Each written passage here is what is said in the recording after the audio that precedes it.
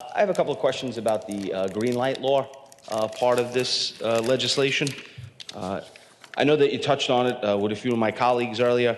One thing that I want to just clarify with this legislation as it's written, I think you noted earlier that it's only for the Trusted Traveler Program verification. So it would be only someone that has a license that's above the one that we're talking about. Given to undocumented immigrants, correct?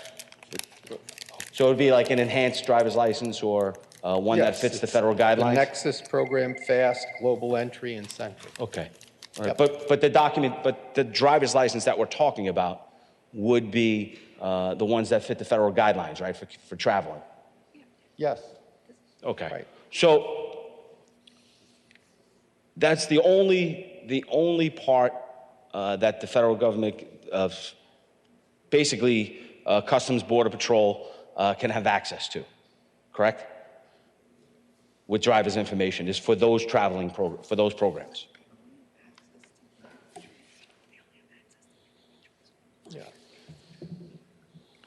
Right. They only have access to the individuals who are applying for those programs. Okay. So now that we have the ability for undocumented immigrants to get driver's licenses that don't qualify for that enhanced or federal guidelines to travel across borders, if we do have that driver's license and they register vehicles, I surmise that we're opening up the opportunity for people to come to New York that may want to partake in some criminal activity in other states, and we're limiting the opportunity for federal investigators to investigate those crimes. Do you see that happening with this?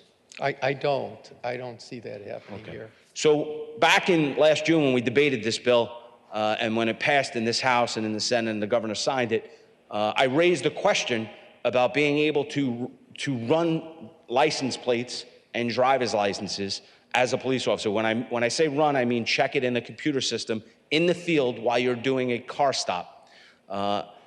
We found out, of course, later on that could not be done. Does this bill fix that issue? I'm sorry. This bill only deals with the Trusted Traveler Program. That's all. Okay, so it doesn't correct the problem of Homeland Security investigators that are investigating human trafficking at our ports here in New York, because they can't run driver's license checks or license plate checks in the field at this time. Would that fix that problem now? I am not prepared to go into that. That's what we debated last year, or was debated last year. This is a different bill. It takes care of one problem that was brought to the executive's attention in the state of New York, and that's what we're debating today. All right, well, I appreciate that, and I'm not picking on you. I don't have the answer. Yeah, I understand you may not have the full, but that's why we have these debates, so we can get out and flush out the problems that we have with this legislation. Once again, it's the same scenario over and over again, I think, that we're so worried about moving forward with something that we're rushing to do something that we don't really get it right. And the one part that I really hope that we can work on, and it should, I mean, it's too late now because we know we're going to wind up passing this, I think, right? I hope so. Hopefully you think, I don't think it should, but that's for another debate. So the issue now, this doesn't correct those Homeland Security investigators that are doing surveillance around our ports for human trafficking. Well, I'm not sure I agree with your premise to begin with. I'm not sure that you're correct. I can call a Homeland Security investigator now that I spoke to today and verify again. And wouldn't prove anything to me. Okay, so the bottom line is I think that there are other ways that they can do their investigations, and I think they are. What this is basically saying is you can't use the DMV to do a fishing expedition and get lists to take a look at. That's what this is about. That's all it is. And we're trying to make sure that we can keep these programs in place for the people of New York State, and so we can cross the Canadian border, et cetera, the way we were in the past. That's all this is for. I appreciate it. Thank you. Okay. On the You're bill? So we say that this is just to make sure that they can't do a fishing expedition. This is much, much more. This is about officer safety. Mark my words, this is going to result in a tragedy. And there's a reason why I made sure that I came here to talk on this, because I know firsthand what this is about. You have an officer shot, you pull out everybody in every agency to do that search, to help investigate that crime. But now if you have a Homeland Security investigator that comes to help the FBI in New York City so that they can look for a cop shooter, they can't even hand them that DMV picture and say, here's who we're looking for. Because you know why? Because you're going to charge that FBI agent with an E felony. An E felony. I am passionate about this. Why? Because I know what happens when these words move from here to the street. They are going to hurt someone. And I cannot live with that without standing here and explaining that.